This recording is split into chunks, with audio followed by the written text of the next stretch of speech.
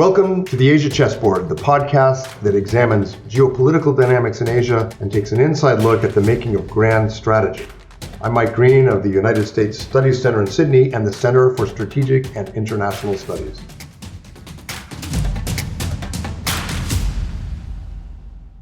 Welcome back to the Asia Chessboard. I'm Mike Green, joining you from Sydney and the U.S. Studies Center, and sometimes from CSIS Georgetown in Washington.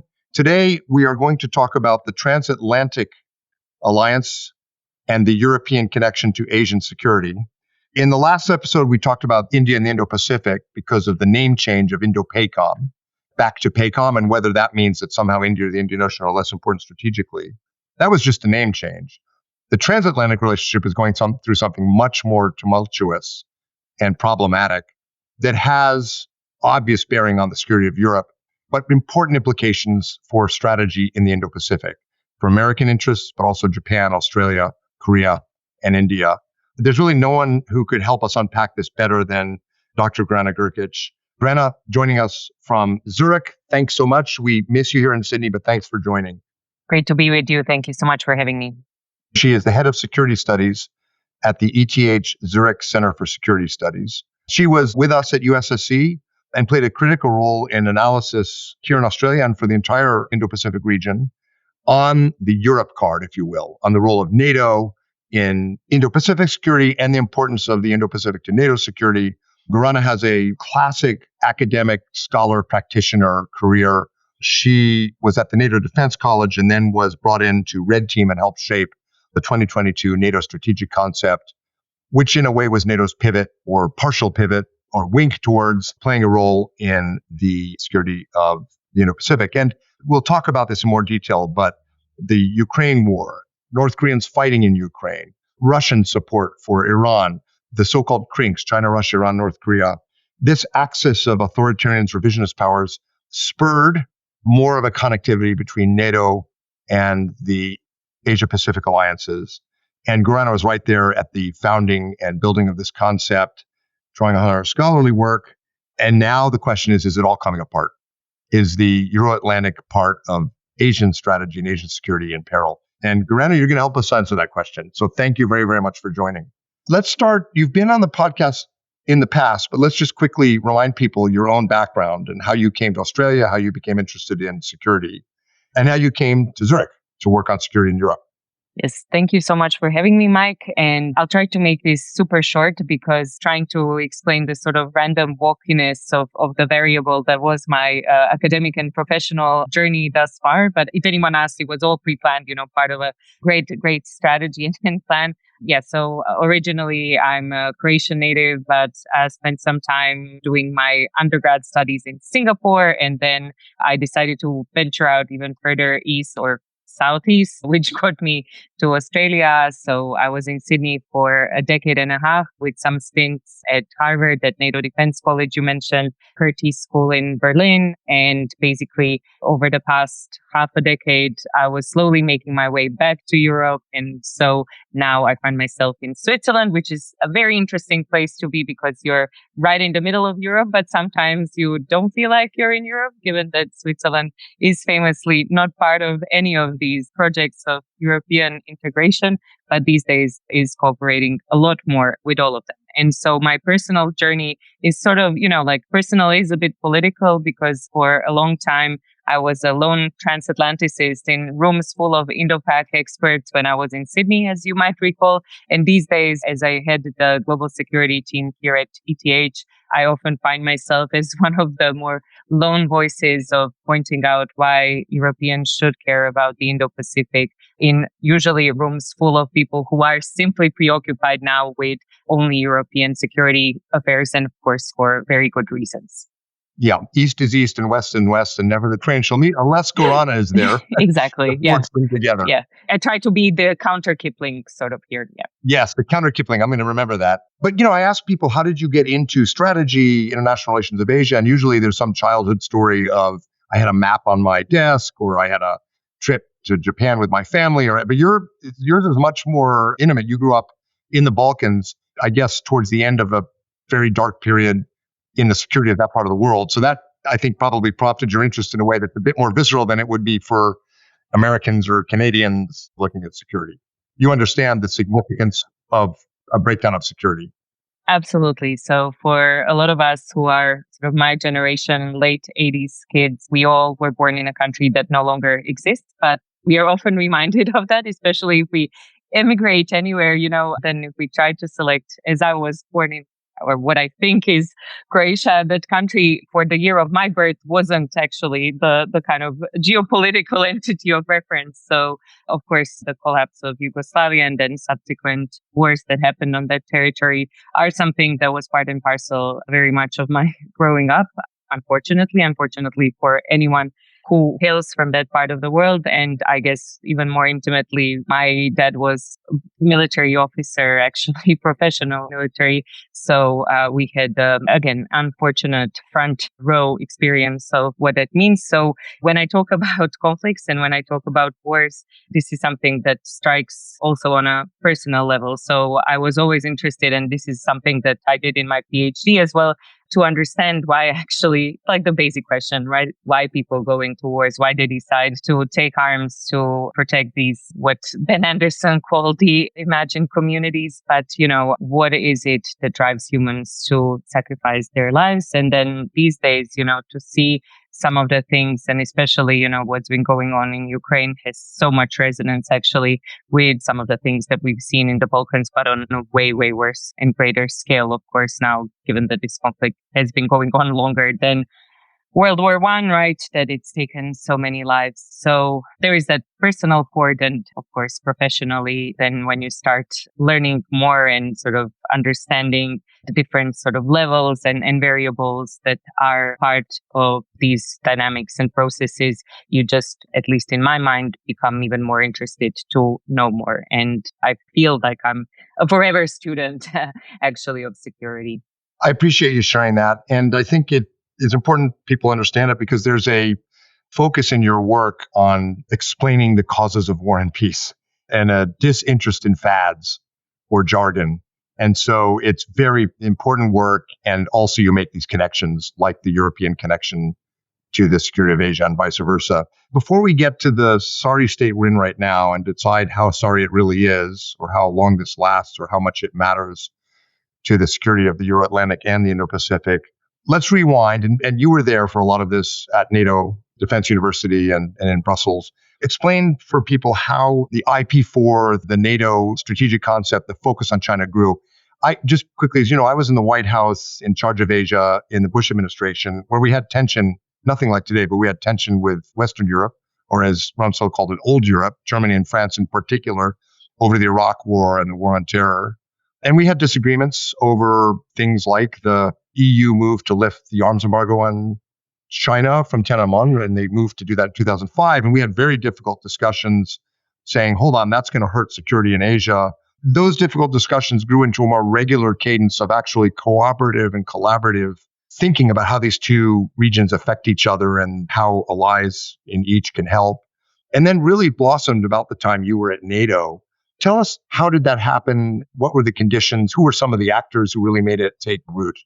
Yeah, I mean, that's a great question. And I don't want to make this into, a dissertation length answer in, oral history of how NATO has been cooperating with what are now referred to as the IP4, kind of more informal grouping, but we know we are talking about Australia, New Zealand, Japan, and South Korea. And actually, a lot of this cooperation hails back to late 90s, early 2000s, and has been actually part and parcel of something entirely different, which is what looks more like the other core tasks of NATO, not defense and deterrence, but rather crisis management and cooperative security, right? And a lot of that was actually purposed towards things like even, NATO intervention in Kosovo all the way to Afghanistan, Iraq, and then later on some of the other missions in the course of the 2000s and early 2010s. So there was this sort of basis on which NATO cooperated with the countries in what was then the Asia Pacific, what we refer to the Indo-Pacific these days, but then really where we start seeing a lot more change in terms of how NATO starts seeing partnerships is let's say, over the past decade. And really, Russia's first sort of invasion or support for the Russian insurgents and Russian rebels in the east of Ukraine that happened in 2014, and that is considered this sort of first phase of the Russian war against Ukraine, has basically started making NATO look at partners in a different way. And Australia is actually a very interesting part of that story, because Wales Summit, which is known, as the 2% Pledge Summit in 2014, was actually the summit where this program of the Enhanced Opportunity Partnerships is launched. And Australia, along with 4 other countries, and those are Finland and Sweden, which would become, of course, member states of NATO, along with Georgia and Jordan, join NATO in this initiative of furthering ties and cooperation and aspiring to greater interoperability. So from that point, we see actually that partnerships are starting to become repurposed, not just for purposes of these like crisis management and cooperative security tasks, but really towards NATO's own defense and deterrence, which is the core of Article 5. And then fast forward, I would say there are a couple of really pivotal points, at least in my mind, which is the fact that NATO increasingly starts recognizing China as a challenge. So for NATO, there are only 2 threats out there. One is Russia, the other one is transnational terrorism. But China, from 2019 London Declaration, this was the Trump era, right? First Trump, becomes a challenge that basically has implications way broader than just the sort of Asian horizon. And then in 2022, as you mentioned, basically codifies this in the strategic concept and in the declaration that comes out of Madrid. Actually, even the year before, it was more of a virtual summit, the Brussels summit. China is mentioned, Indo-Pacific partners are mentioned. So this cooperation starts rolling out. And this was also part of then the Biden administration initiative to essentially bridge allies, which, of course, I'm pretty sure I don't need to introduce to your listeners. But the way that I followed this was really, in real time, the kind of speed of some of these developments in terms of how the Indo-Pacific Four are seen. They were referred to first as the Asia-Pacific Four, and they were kind of brought out of what was a very sort of, let's say, eclectic grouping, which was called Partners Across the Globe, where you had these 4, but you also had Iraq, Afghanistan prior to the fall, Mongolia, Colombia. So it was a kind of hodgepodge of different countries that couldn't quite fit into the existing models of partnership that NATO had, such as the Partnership for Peace or, say, Mediterranean Dialogue or the Istanbul Cooperation Initiative, but rather were these sort of partners from everywhere that we did things with, but didn't quite know what to do about.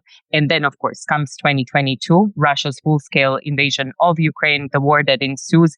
And this is where the IP4 now, so of course, one part is the China puzzle, but of course, what Russia has been doing in concert with China. And then, of course, with DPRK, it becomes very much front and center of the discussions and of the response of the kind of cooperation between the two sides. And the first Trump administration in the national security strategy in 2017 sort of set politeness aside and said explicitly that the major challenges to national security are Russia and China. Every national security strategy from basically George Herbert Walker Bush, all the post-Cold War national security strategies held out some hope that Russia, China, great powers would cooperate on climate change, terrorism, whatever the flavor du jour was in Washington. 2017 stripped all that away and said, nope, the organizing principle for our foreign policy and national security strategy will be that China and Russia are revisionist powers seeking to undermine the system, and we need to counter that. And there was not a lot of pushback from Europe, actually, was there? There was a sort of it seems to me it was part of this growing momentum that then, the Biden administration really picked up on to strengthen the transatlantic and Indo-Pacific connections of alliances. I argue this because there were ups and downs, but there was a consensus more or less in Washington that is now much more problematic. And you now have, because of the second Trump administration's approach, as we know, on Greenland, on tariffs, on civilizational, what's the noun, criticism of Europe, the cultural, ideological, you now have surveys in Europe that show that even America's closest allies in NATO, countries like Denmark, see the US as a bigger threat than China. I guess before we unpack what happened, how bad is it? How bad is this transatlantic relationship right now? Well, that's the sort of point in the podcast where I have to decide: do we trade in euphemisms, Mike, or do we go out in the open in terms of assessing, how the various sort of reactions and sort of the processing of emotions, the waves that I at least have been going on across Europe. How much of it is emotion? How much of it is real strategy? How much of it, that strategy is realistic? How deep does this go in terms of strategic choices in European capitals?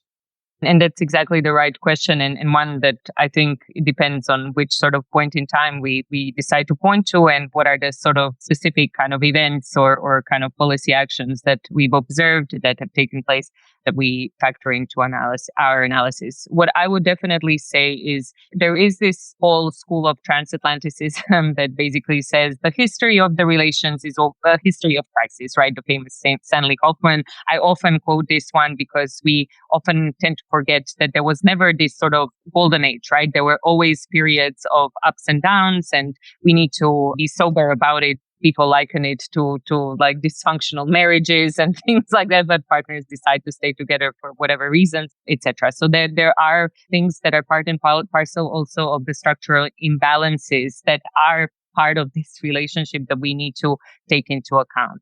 However, there is something that feels these days a lot different, I would say, qualitatively, and it's definitely more acute, which is what I would call a change in the kind of paradigm where you mentioned already, the kind of story about the pivot or the pivot before the pivot, right? That the United States has for so long tried to prioritize different theaters and specifically to focus then more towards Asia Pac, Indo-Pac, whatever you want to call it. But this in Europe always produced this sense of kind of existential angst, right? Like, of what are we going to do? And it is a bit, again, part of this path-dependent dynamics where Europeans have essentially internalized the role of being a junior partner and waiting for the United States always to step in, right? So and there are plenty of famous quotes about like Americans finally doing the right thing and so on, and always waiting for them and so on. But this time around, so basically that paradigm, just briefly, was always about how do we live without the United States, right? And there is a bit of that here at the moment. But what is more acute these days is what I would say a kind of turn that has been much sharper with the second Trump administration. And it's not just how do we live without the United States, but how could we actually possibly now negotiate this relationship sometimes against the United States, or when the US feels like it's pitted against us, right? And I think that here the usual story is Greenland is a sort of wake-up episode. It was really dire back in the northern winter, so end of last year, beginning of this year. And then, of course, a lot more of this flirtation with Putin that Trump has at this sort of personal level, whether you want to point to the Anchorage summit or actually some of the strategic documents that you pointed to that seek strategic stability with Russia at the time, of course, when Europe finds itself at this point where it can't look away from what Russia is doing and how it impacts not just, of course, what's happening on the eastern flank, but we have to remember that the past couple of years have seen unprecedented rise of just gray zone activities across the board, across Europe. It's not just isolated in the east. And here it seems then that the United States is not necessarily always on the side of Europeans, and some of the impressions are that actually Europeans have to do it themselves. The debate or the debate's not the right word, the threats to Greenland, the strategic sort of tolerance, if not admiration for Vladimir Putin, the lackluster, if close to non-existent support for Ukraine. Those are all pretty serious problems for European security, no doubt about it. But a lot of them are unique to Donald Trump. There's no precedent in American history. There's no polling. If anything, the polling shows that very large numbers of Americans, like 98%, do not think the U.S. should just forcibly take Greenland. Are strategists able to sort of say, hold on, there's structure and there's agency. And yes, Donald Trump says this, and yes, he's the president, but there's nothing in American history. The uncertainty, the commitment, yes, but the Greenland, the civilizational stuff, That's very much Donald Trump. Do people successfully sort out what is structural and what is President Trump's own particular leitmotif?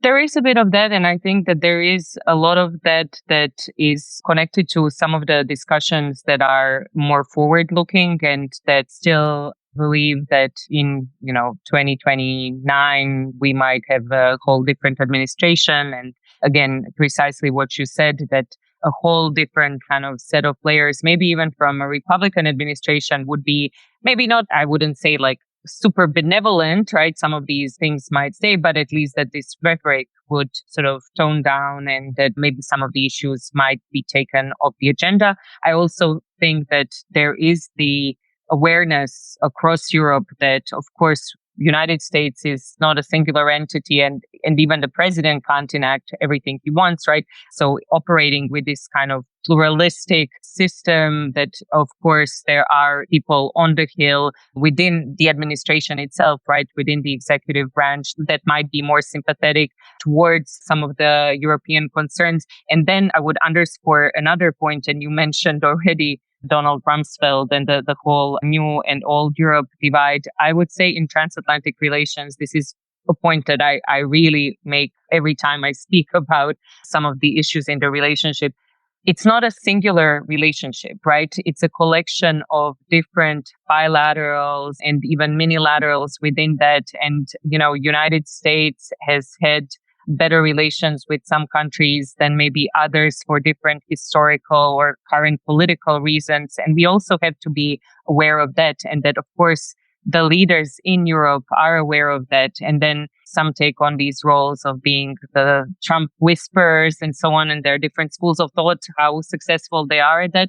And some who actually make a cause for their own kind of celebrity, if you wish, by actually pitting themselves against President Trump. So there is this dynamic as well that can then exacerbate some of the issues. And we have to be aware of that, of course. But again, there is a sense that we are in a qualitatively different phase in these, again, often problematic transatlantic relations, but that there is still, given the structural imbalances, an effort from the Europeans not to completely get the United States out of the picture, because yes, strategic enabler story, right? Like the economic exchange still, despite the trade wars, despite tariffs, everything is still quite significant. And you can't just sever decades of what has been a really deep connection over the course of a year and a half now. Yeah, it's a very important point you make, that there is wide variance in how European capitals look at the U.S. and wide variance in the U.S. as well.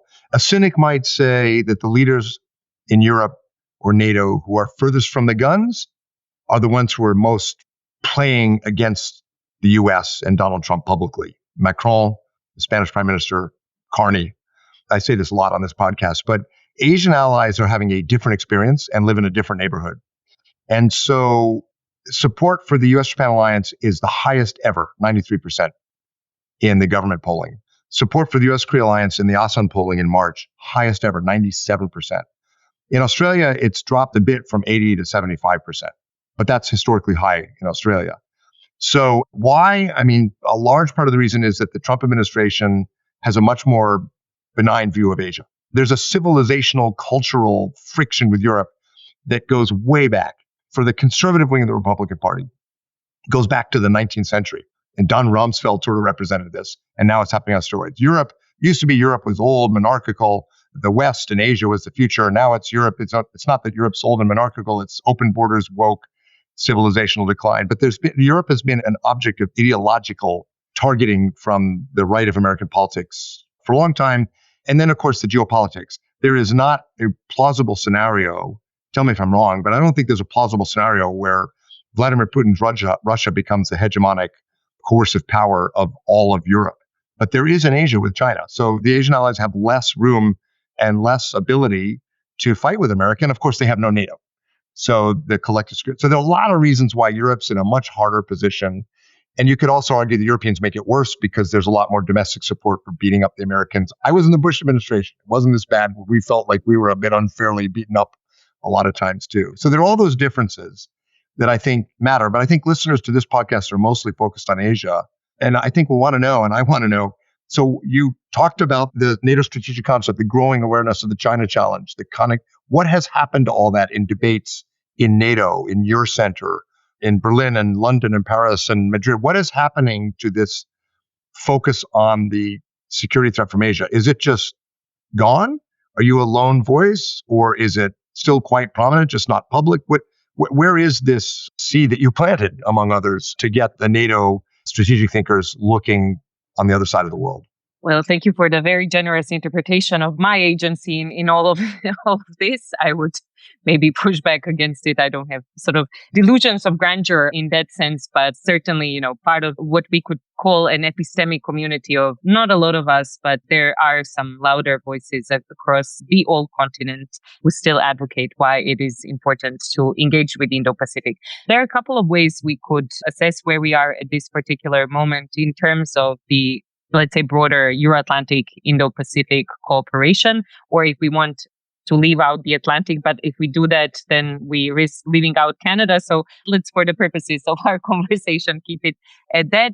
The most obvious change has been really the one that came out of the White House and the Pentagon, for that matter, starting from early 2025.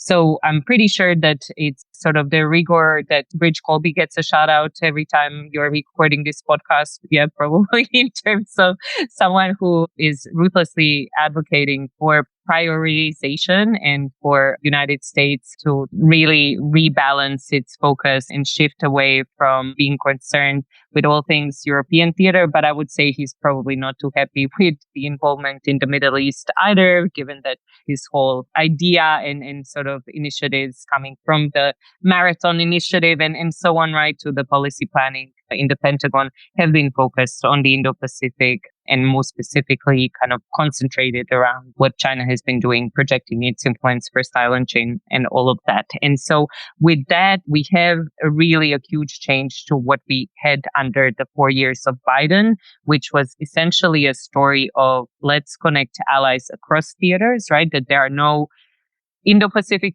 allies and Euro-Atlantic allies, that it's all allies, and that there should be a greater effort to actually get them together. In, of course, Indo-Pacific, this has also meant promoting greater spoke-to-spoke cooperation precisely because of what you said. There is no Asia NATO.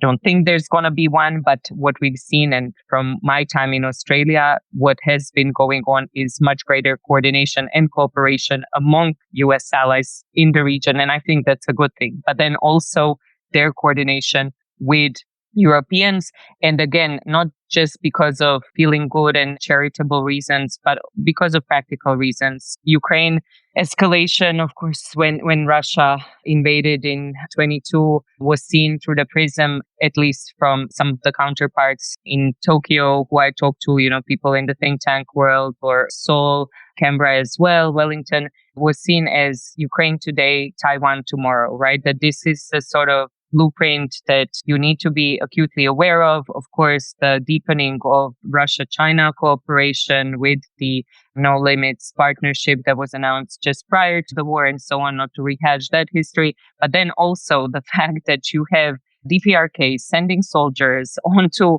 Russia's Western Front, so basically shooting into Ukraine, right?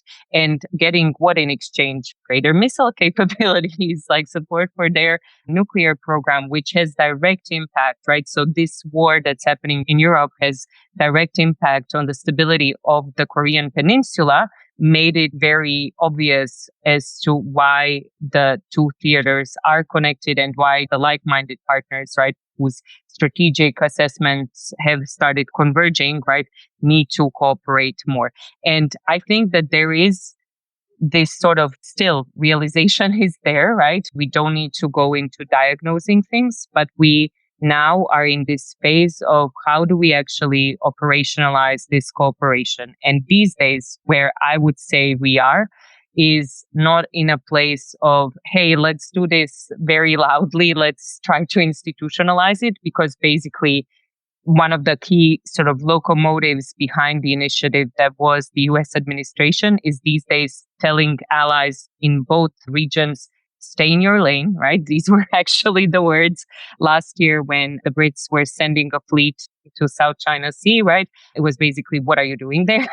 Just kind of mind your business. And what we see a lot more, and what we've seen actually from some of the recent kind of summitry, if you want, NATO Ankara summit, are these meetings that are taking place really on the sort of fringes of the summits, or that cooperation is very much taking place on a bilateral level, which is, again, evident in things like South Korea and Poland these days claiming that they are strategic partners, right? Who would have seen this coming maybe just half a decade ago? But these days, it's sort of part and parcel of this new sort of web of security and in the kind of architecture that is being built because of the changes coming out of the White House. This idea that senior U.S. policymakers would tell Europe and Asia to stay in their lane, it's just too clever by half. It's a sort of a Mearsheimer reductionist simplification of complex strategic settings. It's often premised on the idea, and it's not a majority view in Washington at all, as you know. It's just the flavor du jour in parts of the current administration. But it's all premised on this idea, well, what is NATO going to do to help us defend Taiwan? And I talked to Arzan Tarapur, and so what is India going to do? Is India going to escalate in the Himalayas to help us if there's a Taiwan? They're not any good. And what it fails to realize is that in India's case, the security of the Indian Ocean led by India is incredibly important. In Europe's case, the geopolitical weight, whether there's a NATO task force in the Western Pacific and a Taiwan contingency or not, is not the point. The geopolitical weight of Europe, economic, diplomatic, is massive. That's a major deterrent. And I think you know that, and I know that, but that sort of gets forgotten. People are sort of counting how many divisions and squadrons and carrier battle groups do we get. We don't get a lot from Europe. What's the point? Stay in your lane. It completely misses the deterrent effect, the shaping effect. And it also ignores completely that that's what China, Russia, Iran, and North Korea are doing, because they're not stupid. So anyway, there's no question there for you, Gorana. You can nod. Well, people care too. You can say yes if you agree. I'm vehemently nodding. I'm just going to probably, dislocate my neck here. But what I wanted to say, absolutely. And I think that this whole idea that, one should expect massive European naval presence has always been something that's unrealistic. But I'm glad that you brought this up, and we haven't mentioned necessarily the European Union for different reasons here. But the European Union is actually a key coordinating mechanism here, not NATO, right? And kind of beating up NATO for not being able to kind of coordinate things that have a lot more to do with the geo-economic response to some of this, right? Or acting as a deterrent, because I think a lot of these discussions now where actually Europeans, if you want, by and large, have been more assertive and been able to actually do things that were, again, a decade ago, quite unimaginable, have been taking place because of some of the regulatory innovations that have taken place because China has been growingly assertive and antagonistic towards Europeans. And, if we want to talk about things like the anti-coercion instrument, the so-called trade bazooka, that these days, was also being kind of swung as a potential instrument against Washington as well. So there are some uncomfortable conversations, but these things were actually all imagined and kind of developed and are there now in the arsenal that Brussels possesses as a result of what Beijing was doing, not Washington. And so there has been a lot more these days on that front. And again, if there is a lot more conversation about potential crisis prevention, but then also crisis management, these things actually include a lot more of talks of sanctions, of economic response, of diplomatic, political responses, and so on, not necessarily about deploying the quite limited naval assets anyway that Europe possesses to go there. But again, if we turn it on the other side, it's not like we are seeing the Japanese or Koreans or Australians, Kiwis deploy their troops to Ukraine. It's not the point, right? There has been support for training and so on. And of course, huge financial contributions that are meant to go towards Ukraine and its defense. But again, if our sort of benchmark and let's say a main criterion for the success of this cooperation is whether Europeans are going to be there on the first island chain, I think then we can all pack up, and go. I don't think that's the point, right? And also a lot of mutual learning. The Japanese now are preparing their new 5-year defense plan. And the defense minister, Koizumi Shinjiro, who worked at CSIS with me years ago, is doing very public-facing roundtables and seminars on strategy and the lessons of Ukraine. So defense strategies are being shaped in Asia by the lessons in Ukraine and now Iran. So there's a lot of that happening, but more could happen. You mentioned earlier spoke to spoke. So of course that's drawing on the famous argument during the George H.W. Bush administration that American alliances in Asia work because it's hub and spokes. America's the hub, and then you have these bilateral spokes going to Japan and Australia and so forth. What do you think is going on with the spokes? Defense industry in Korea, the Hanwha and Korean defense industries are extremely interested in NATO. Hanwha's building plants in Poland. European defense industries are incredibly interested in Asia, the big market. So there's that, but a lot of it's commercial. The Japanese, I think, probably more than any Asian ally, are keen to have this Euro-Atlantic and Indo-Pacific connection, in part because they're in the G7, in part because they are right there dealing with China and Russia both. So they have experience that's unique. But, the Korean government's a bit on again, off again. We hosted a really interesting IP4 conference here in New Sydney, and the Korean government was very much behind it. Then it kind of fizzled. The Australians and the Kiwis, they have enough problems in the Pacific. It seems like there's some difficulty concentrating spoke to spoke. You have European foreign ministers coming here, by the way. I won't say which countries, but you can guess, telling the Japanese and Australians and Koreans they need to help counterbalance the U.S., which is not what those Asian allies are going to do. They're not. They can't. The China problem's too big. So it seems like there's a lot of disconnects, but also things happening.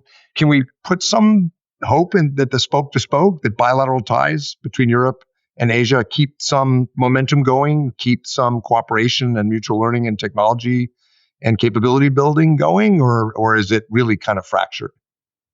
Well, this is the sort of story that, again, I would say transcends NATO, because NATO is not the kind of key, again, coordinating mechanism for some of these things. It is a platform for discussion. There's no doubt about that.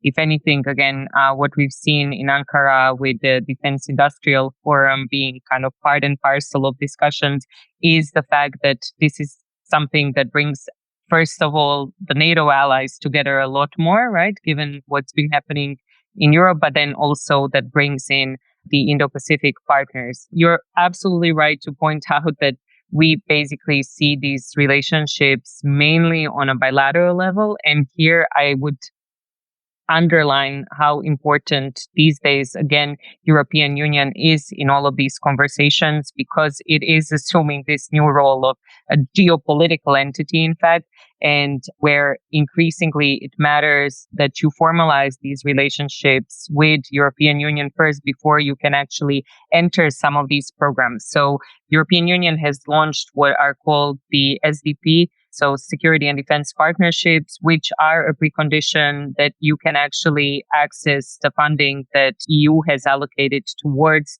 joint procurement, co-production, and all of that. Without that, it's going to be very hard to negotiate bilateral deals, because there are very stringent rules now in terms of how much the third parties can actually be part of some of the European projects. And these days, a lot more is being done on this project of consolidation, right? Because what Europeans have long had a problem with is the fragmentation of the defense industrial market, right?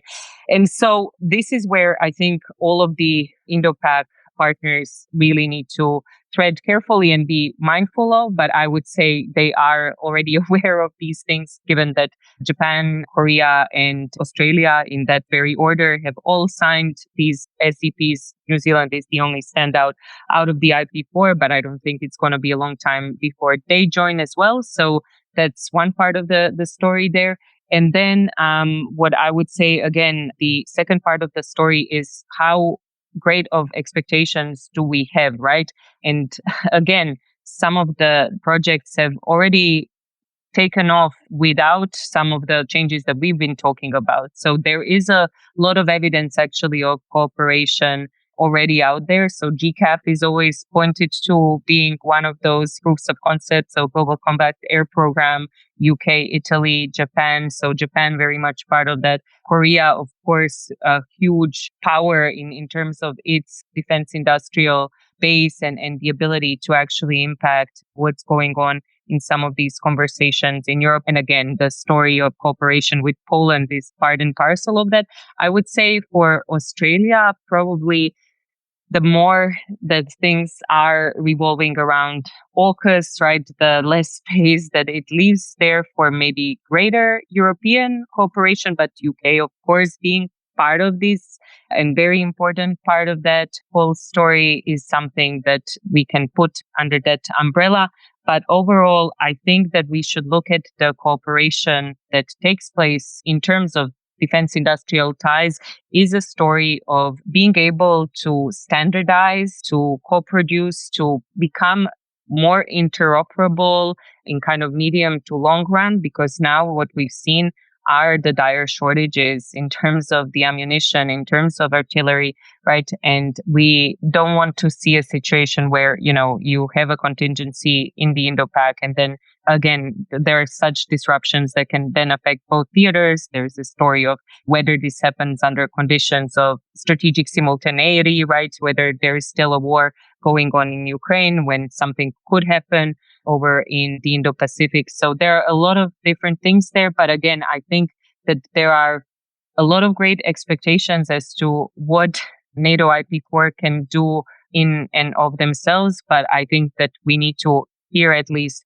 broaden the story a little bit and take into context what is actually feasible for NATO to do, because again, it is not necessarily the primary sort of mechanism for some of these decisions, because there are a lot of fiscal strings attached and decisions that are taking place not just at the national level, but then also at the supranational level of those countries that are in the EU as well. The common denominator, the two main examples you gave, AUKUS and GCAP, the Japanese fighter program, the common denominator is Britain, is the UK. And I personally think there's a reason, and the reason is the UK does not go to Japan or Australia or Korea and market their kit as an alternative to the American alliance system. They market it as interoperable with. So I'd say you're right, but there are also some limits on how far Europe will get if the approach is to actually offer autonomy from the United States, which is often how the French government approached this is. Let me wrap up with a kind of a trick question. I'll apologize in advance, but we have midterm elections in the US in November. I think most analysts, the betting markets, expect that the Democrats will take at least the House, have some control of the budget and so forth. So there's going to be some empowered voices for alliances. And frankly, if you follow US politics, a significant part of the Republican Party is going to be with them on emphasizing NATO. And then, of course, we have a presidential election in 2028.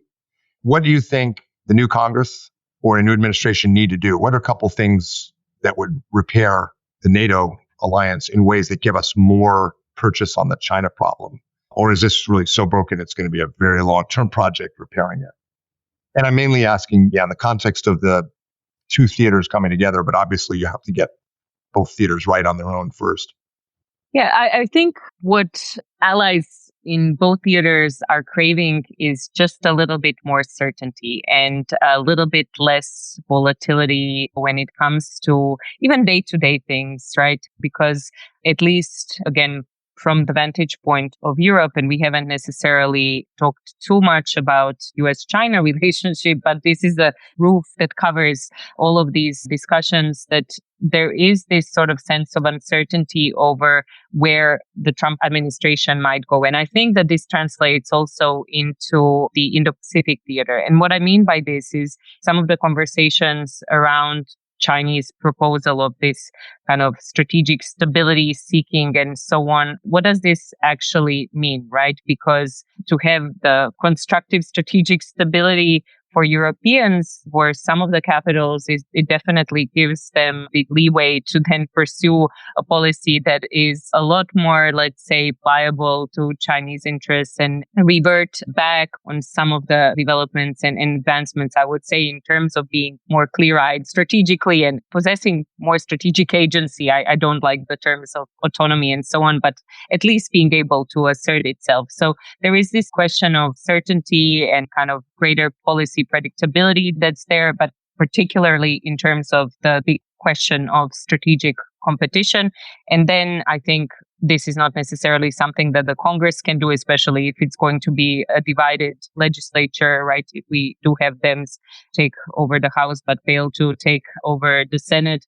I think that this will have a lot more implications, of course, on everything that has to do with budgets that are still like, even at the time of unified government, it's quite hard to get things through and so on. You know the whole story. I'm not going to go into that too much, but they're going to have a lot more implications, of course, domestically, and of course, then spilling over into the ability for the US to project its influence to actually do things on the foreign policy front because of defense budgets and so on. So appropriations is going to be a big part of that. But then I think with the administration change, if we do see that in 29 reassurance of allies, and then I think a lot more work that is going to be much harder than 21 to 25 that Biden had to do in convincing allies about this whole America is back, right? That was the signature policy back then. But I think that even if Democrats, whoever it is from that side, if they do end up winning the 28 elections,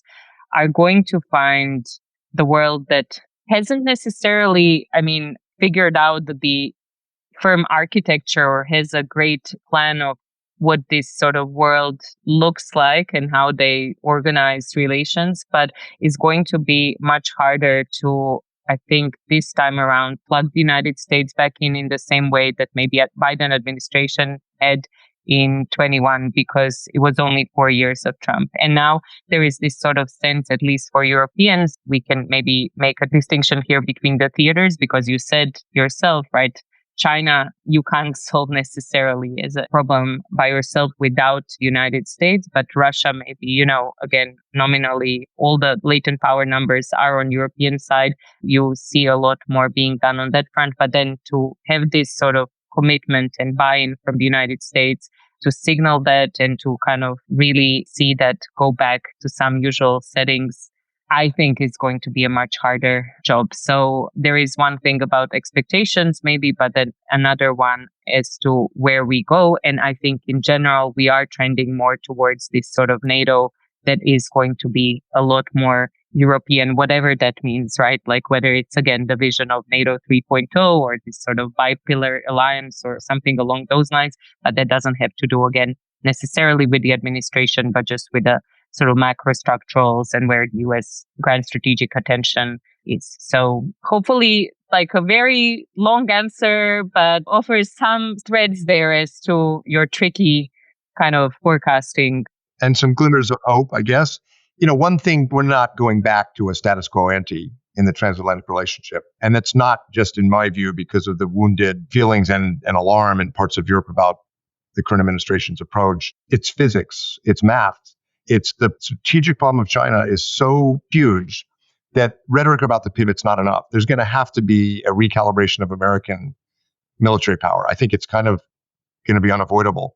But you want that recalibration to be measured, and you want it to be calibrated with NATO and with allies in the Indo-Pacific working together and thinking about one theater. And now, of course, CENTCOM is part of it, because this Iran thing is not going to get easier. So we need coalitions. We need an intelligent design. We need commands and allies worrying about each other's theaters. But I think the physics are going to say, A, the U.S. is going to have to shift more military effort to Asia, and B, Europe's going to have to do more. And the U.S., as you, I'm sure, know, as a percentage of GDP, spends more than almost every NATO country. There's some outstanding exceptions like Poland. And then on social welfare, percentage of GDP, the U.S. spends significantly less than most of Europe. And that's just a sort of imbalance that's been there for a long time, but it's going to become more acute. So there will have to be this recalibration, but you need it to be building trust, coordination, intelligent design, and making sure that we're making the most of external balancing of coalitions across commands. And it's not going to be easy. So in that sense, we are all very lucky that you're in Europe speaking truth to power, and really appreciate it. People can follow Gorana's work in the ETH Zurich Center on security in multiple languages, or what's the main language? Well, predominantly we do English, German, and French. So 2 out of the 4 official languages of the Swiss Confederation. But sometimes, if needed, translated into Italian and Retro-Romanesque. No, but mainly I converse. I don't dare venture into German and French. They're my language proficiency is rather basic. So I stick to English mostly, but you can follow me over there and some other places as well. Also, the Transatlantic Initiative at the Atlantic Council. And of course, you're a non-resident fellow with us, so periodically doing things at the U.S. Study Center. So You have many hats. I'm the embodiment of the theaters being connected truly from Washington to Zurich to Sydney. There is a lot of me in terms of, my spiritual divides, but physically mostly in Zurich. Well, the luckier we all are for it. Thank you, Gorana. Really, really good strategic description and projection about the landscape that we face together in the Euro-Atlantic and the Indo-Pacific. Thank you very much. Thank you for having me. For more on strategy and the Asia program's work, visit the CSIS website at csis.org and click on the Asia program page. And for more on the U.S. Studies Center in Sydney, please visit ussc.edu.au.